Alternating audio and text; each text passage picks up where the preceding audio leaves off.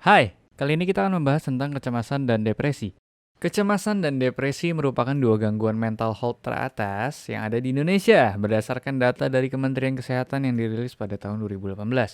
Mental health sendiri merupakan beban penyakit teratas di Indonesia di bawah penyakit kardiovaskular dan gangguan pernafasan. Depresi bahkan bisa terjadi di segala kelompok umur. Bahkan angka kejadian tertinggi terjadi pada kelompok rentan yakni populasi di atas 65 tahun. Hal ini semakin berat sejak dimulainya pandemi COVID-19. Lebih dari 60% responden masyarakat yang melakukan swab periksa ternyata menunjukkan masalah psikologis. Masalah ini banyak terlihat pada populasi wanita dibandingkan pria. Komponen masalah psikologis ternyata mencakup kecemasan dan depresi. Gangguan ini biasanya terjadi pada kelompok usia yang terbilang masih muda dan produktif. Namun, cemas dan depresi juga banyak terjadi pada kelompok umur di atas 60 tahun. Lalu, bagaimana portofolio Upjohn di mental health seperti Xanax, Lyrica, dan Effexor XR dalam menangkap populasi ini?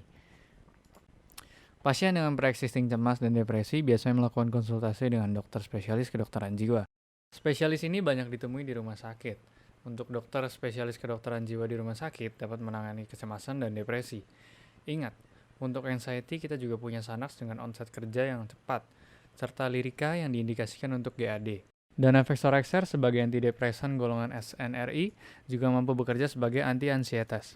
Oleh sebab itu, penguasaan fitur, keunggulan dan manfaat Xanax, Lyrica, dan Effexor XR akan membantu dokter memilih anti-ansietas yang tepat bagi pasien. Right message to right customer for right patient. Sama halnya dengan pasien nyeri, pasien ansietas atau depresi juga bisa berobat ke klinik terdekat agar mendapatkan pengobatan yang lebih cepat.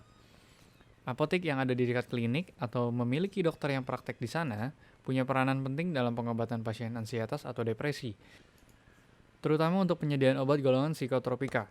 Regulasi yang ketat dari otoritas berwenang termasuk pembatasan atau kuota pesanan dari distributor mempengaruhi keinginan atau keengganan apotek dalam menyediakan obat psikotropika.